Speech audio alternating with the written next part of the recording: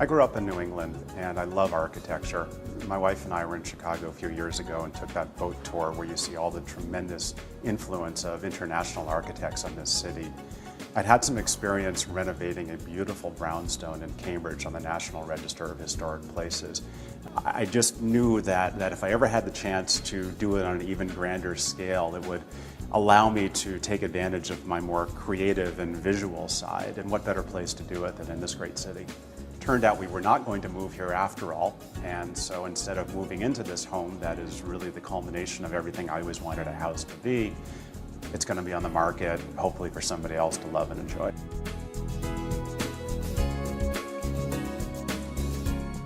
There were a few things. First off, I like the neighborhood immediately around here. You know, again, my wife and I were walking around one Saturday and went into the Bloomingdale's shop and had lunch on State Street and thought this is just a dynamic little microcosm right here.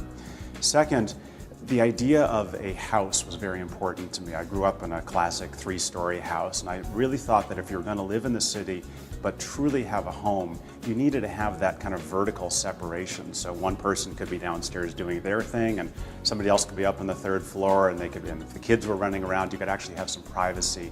Unlike all of the one or even one floor or duplex condos that are rampant in this city, a house really was what I would want.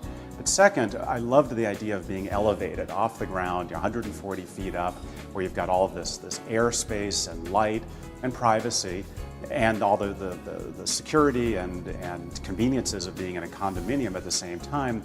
And lastly, this little mini neighborhood here of 6 homes, once it's fully built out, it felt like it might be something very special, that the sort of people who would be attracted to just these 6 individual houses could form just a little unit of our own that would be a very nice little neighborhood. And if you had kids, you could let them play outside in the trees and the swimming pool, but know that everything was safe. And again, you were well off the ground, but you were part of the city at the same time.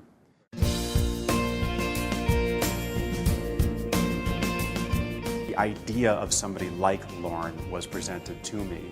I didn't realize the possibilities and frankly the critical role that somebody like Lauren would play in this project. But as soon as we met, as soon as I understood just how talented she was, but also what I was missing in terms of the vision, I could think in broad shapes and scopes and think about floor plans and how I would want the house to perform, so to speak.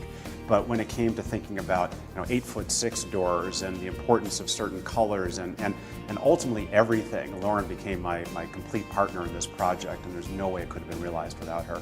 Originally introduced from a former client of mine whose space was completely different than this one, and I enjoy working in all different styles. I just enjoy working with a client and creating a space for that client. And when I met David, he was an extremely rare and valuable type of client because he was so passionate and excited about design. It's not what he does every day for a living, and he's just so interesting that he had this passion and this desire.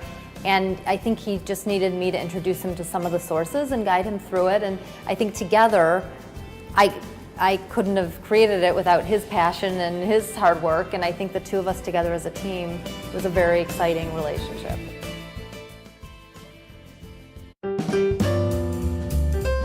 You walked in and everything was concrete. The stairwell was not even cut yet, so these were individual floors. You had to use the fire escape to get up to the second floor. It was just basically concrete.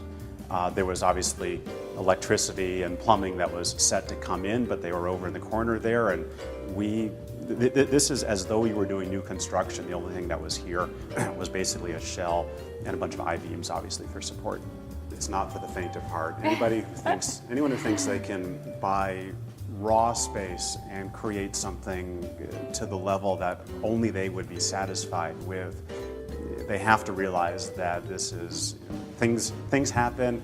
It takes months, it takes huge amounts of money, but mostly it just takes every day waking up and demanding that things be done as well as possible. And in construction, that is extremely hard to get realized. And exhausting. There were moments where I thought, my God, I sure hope we get through to the end of this thing. But as I come back through this space now, frankly, to be honest, I'm very proud of what we've accomplished. And there are definitely moments where I still wonder if I can get a job in Chicago and move here, because I would love to live in this space. It's everything I would ever want to have.